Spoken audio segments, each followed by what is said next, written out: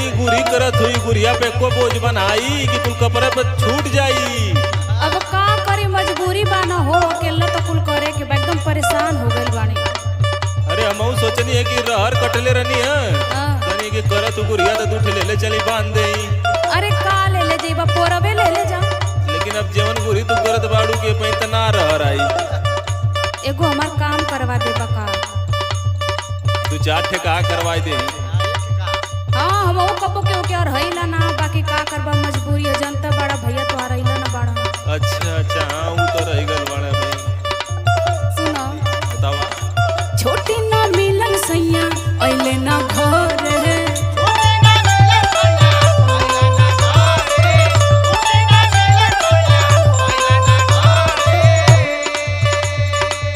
आंधी पानी से हमर जीव बड़ी डर है।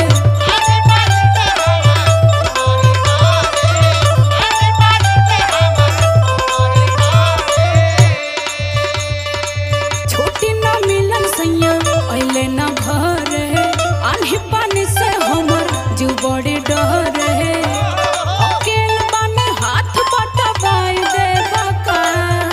हमरो तो कटही के बा लेकिन चला। अकेल बाने हाथ बटवाई दे बका हो हमर छोरता गेहूं कटवाई दे बका।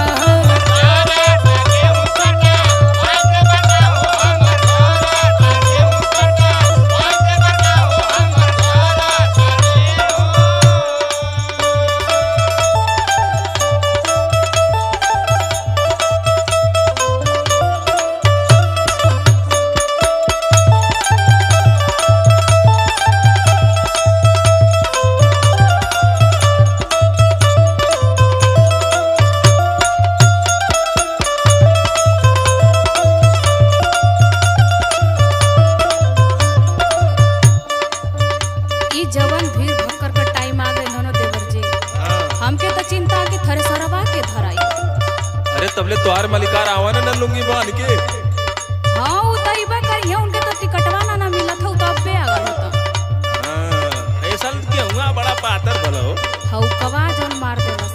अब देखा ये साल बिस्सा में 300 किलो गिरला की खदियों के दमवा तोड़ देला। नहीं होई अब ऐसा थोड़ो ना कि इतना गिरा पड़ जाई। देखा तो दौले के बाद ना पता चली। हाँ चला हमरे संग कटवा देबा ना तले तैयार जाई हमल कार दिक्कत ना ह। चला अब हमरो मलकनिया देखी तो गरिएबे करी हमरो कटही के बाद लेकिन अब कहत हो तो चला। अरे हमार खेतवा तनी ताले में न पड़ जाला हो नहीं तो हमके का जरूरत। डर लागे अकेले दूर जाए में हो।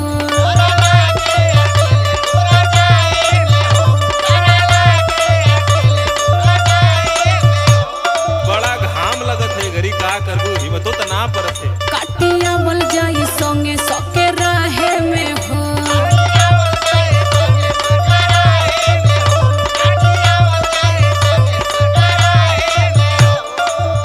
डर लागे अकेले दूर जाए में हो।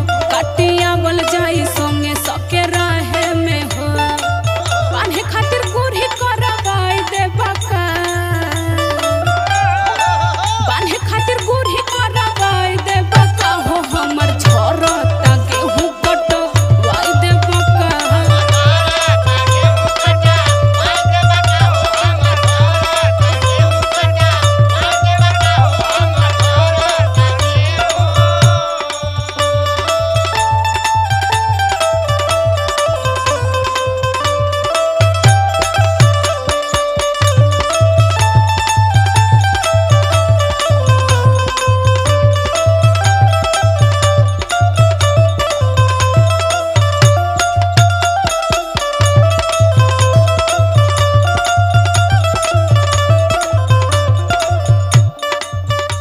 आज तू करवा दे बाना तो कहियो तोहरो काम करी हमहू करवा दे काहे बोली हम।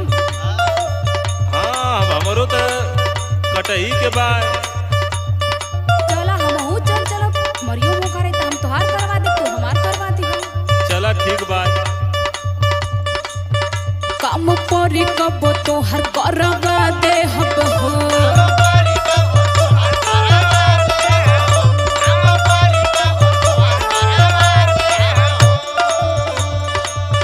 कविता आलोक के सीतेल हन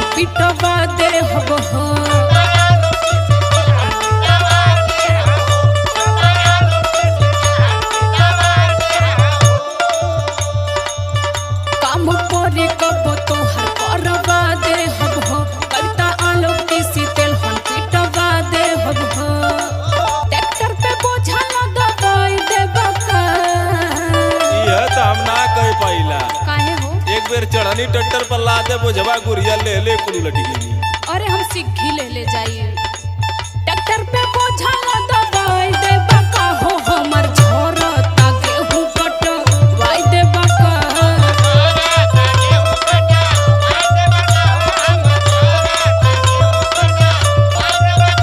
हमर झोरता गेहूं कटवाई दे बका।